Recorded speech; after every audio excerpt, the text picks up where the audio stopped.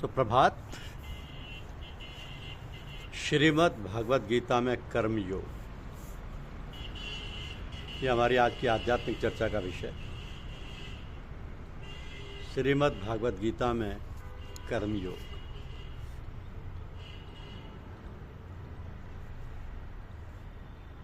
अर्जुन भगवान श्री कृष्ण से बोलते हैं कि हे जनार्दन, यदि आपको कर्म की अपेक्षा ज्ञान श्रेष्ठ मान्य है तो फिर हे केशव, मुझे भयंकर कर्म में क्यों लगाते?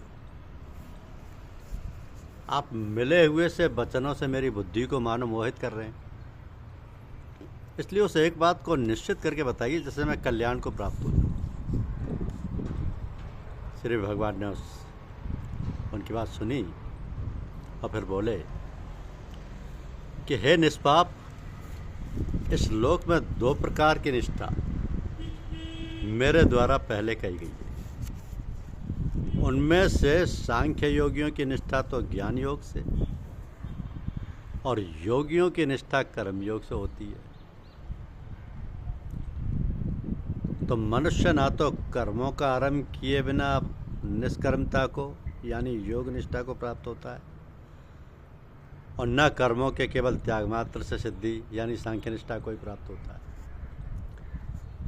माया से उत्पन्न हुए संपूर्ण गुण ही गुणों में बरतते हैं, ऐसा समझकर तथा मन, इंद्रिय और शरीर द्वारा होने वाली संपूर्ण क्रियाओं में कर्तापन के अभिमान से रहित होकर सर्वव्यापी सच्चिदानंद घन परमात्मा में एक ही भाव से स्थित रहने का नाम ज्ञान योग है। इसी को संन्यास, सांख्य योग आदि नामों से कहा गया है। तो फल और आसक्ति को त्याग कर भगवदाज्ञानुसार केवल भगवदर्थ समत्त बुद्धि से कर्म करने का नाम निष्काम कर्म योग है।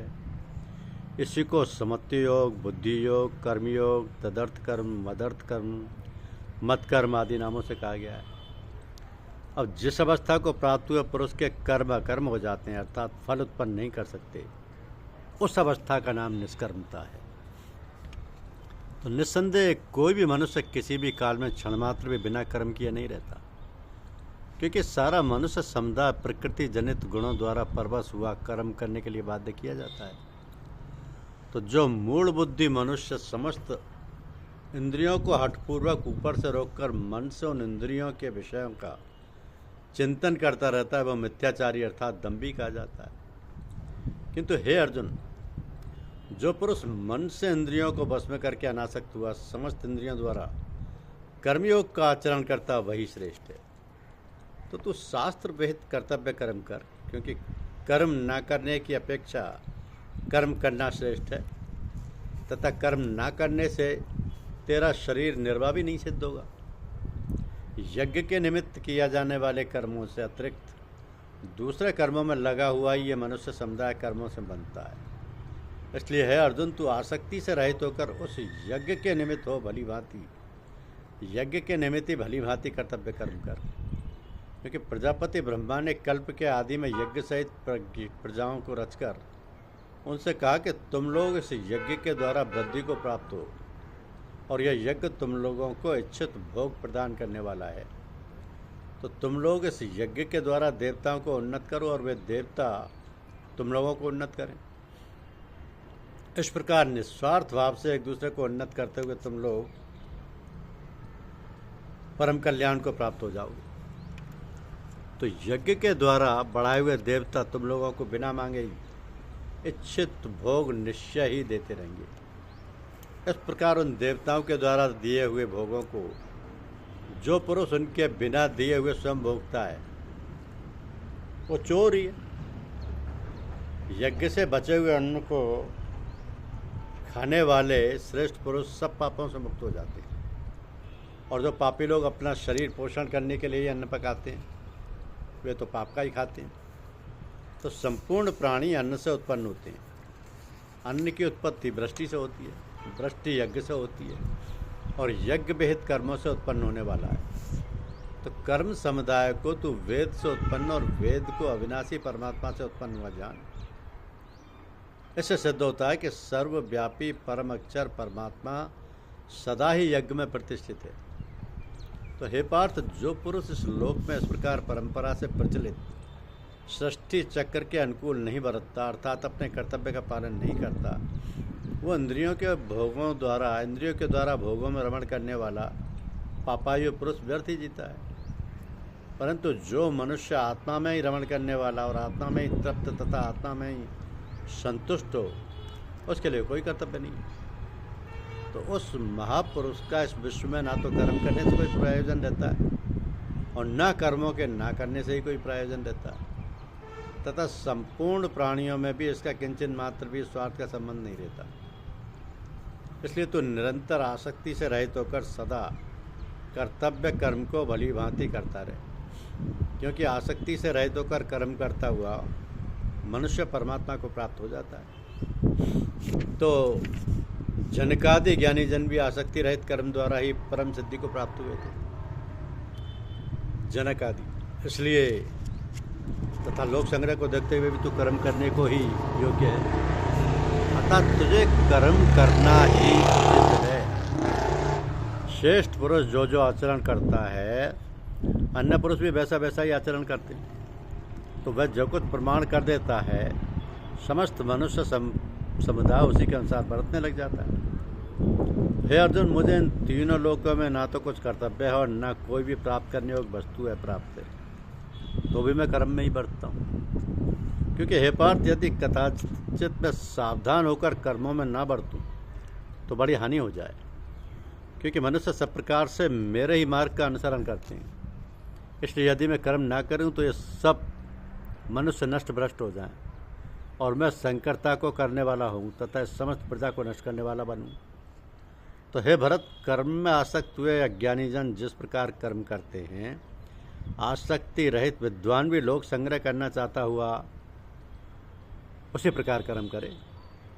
तो परमात्मा के स्वरूप में अटल स्थित हुए ज्ञानी पुरुष को चाहिए कि वह शास्त्र विहित कर्मों में आसक्ति वाले अज्ञानियों की बुद्धि में भ्रम अर्थात कर्मों में अश्रद्धा उत्पन्न न करे, किंतु स्वयं शास्त्र विहित समस्त कर्म भली भांति करता हुआ उनसे भी वैसे ही करवावे। तो वास्तव में संपूर्ण कर्म सब प्रकार से प्रकृति के गुणों द्वारा ही किए जाते हैं, तो भी जिसका अंतःकरण अहंकार से मोहित हो रहा है, ऐसा अज्ञानी मैं करता हूँ, ऐसा मानता हूँ। परंतु हे महाबाहो, गुण विभाग और कर्म विभाग के तत्व को जानने वाला ज्ञानियों की संपूर्ण गुण ही गुणों में बरत रहे हैं, ऐसा समझकर उनमें आसक्त नहीं होता। प्रकृति के गुणों से अत्यंत मोहित हुए मनुष्य गुणों में और कर्मों में आसक्त रहते हैं। उन पूर्णतया ना समझने वाले मंद बुद्धि अज्ञानियों को पूर्णतया जानने वाला ज्ञानी विचलित ना करे। मुझ अंतर्यामी परमात्मा में लगे हुए चित्त द्वारा संपूर्ण कर्मों को मुझ में अर्पण करके आशा रहित, ममता रहित और संताप रहित होकर युद्ध कर। जो कोई मनुष्य दोष दृष्टि से रहित और श्रद्धा युक्त होकर मेरे इस मत का सदा अनुसरण करते हैं, वे भी संपूर्ण कर्मों से छूट जाते हैं। परंतु जो मनुष्य मुझ में दोषारोपण करते हुए मेरे इस मत के अनुसार नहीं चलते हैं, उन मूर्खों को तू संपूर्ण ज्ञानों में मोहित और नष्ट हुए ही समझ। तो सभी प्राणी प्रकृति को प्राप्त होते हैं, अर्थात अपने स्वभाव के परवश हुए कर्म करते हैं। ज्ञानवान भी अपनी प्रकृति के अनुसार चेष्टा करता है, फिर इसमें किसी का हट क्या करेगा। इंद्रिय के अर्थ में अर्थात प्रत्येक इंद्रिय के विषय में राग और द्वेष छिपे हुए स्थित हैं। मनुष्य को उन दोनों के बस में नहीं होना चाहिए, क्योंकि वे दोनों ही इसके कल्याण मार्ग में विघ्न करने वाले महान शत्रु हैं। अच्छे प्रकार आचरण में लाए हुए दूसरे के धर्म से गुण रहित भी अपना धर्म अति उत्तम है। अपने धर्म में तो मरना भी कल्याणकारक है और दूसरे का धर्म भय को देने वाला है। तो हे कृष्ण, तो फिर यह मनुष्य स्वयं ना चाहता हुआ भी बरात लगाए हुए कि भांति किससे प्रेरित होकर पाप का आचरण करता है। रजोगुण से उत्पन्न हुआ ये काम ही क्रोध है। ये बहुत खाने वाला अर्थात भोगों से कभी ना घाने वाला और बड़ा पापी है। इसको ही तू इस विषय में बैरी जान। जिस प्रकार धुएं से अग्नि और मैल से दर्पण ढका जाता है तथा जिस प्रकार जेर से गर्भ ढका जा रहता है, वैसे ही उस काम के द्वारा यह ज्ञान ढका रहता है। तो हे अर्जुन, इस अग्नि के समान कभी न पूर्ण होने वाले कामरूप ज्ञानियों के नित्य वैरी के द्वारा मनुष्य का ज्ञान ढका हुआ है। इंद्रियां, मन और बुद्धि ये सब इसके वासस्थान कहे जाते हैं। ये काम इन मन, बुद्धि और इंद्रियों के द्वारा ही ज्ञान को आच्छादित करके जीवात्मा को मोहित करता है। इसलिए है अर्जुन, तू पहले इंद्रियों को वश में करके इस ज्ञान और विज्ञान का नाश करने वाले महान पापी काम को अवश्य ही बलपूर्वक मार डाल। इंद्रियों को स्थूल शरीर से पर यानी श्रेष्ठ, बलवान और सूक्ष्म कहते हैं कि इन इंद्रियों से पर मन है, मन से भी पर बुद्धि है, और जो बुद्धि से भी अत्यंत पर है वह आत्मा है। इस प्रकार बुद्धि से पर अर्थात सूक्ष्म, बलवान और अत्यंत श्रेष्ठ आत्मा को जानकर और बुद्धि के द्वारा मन को वश में करके हे महाभाव, तो इस काम रूप दुर्जय शत्रु को मार डाल। यह है श्रीमद् भगवद गीता का कर्मयोग। धन्यवाद। यूट्यूब चैनल को लाइक और सब्सक्राइब अवश्य कीजिए। शुक्रिया।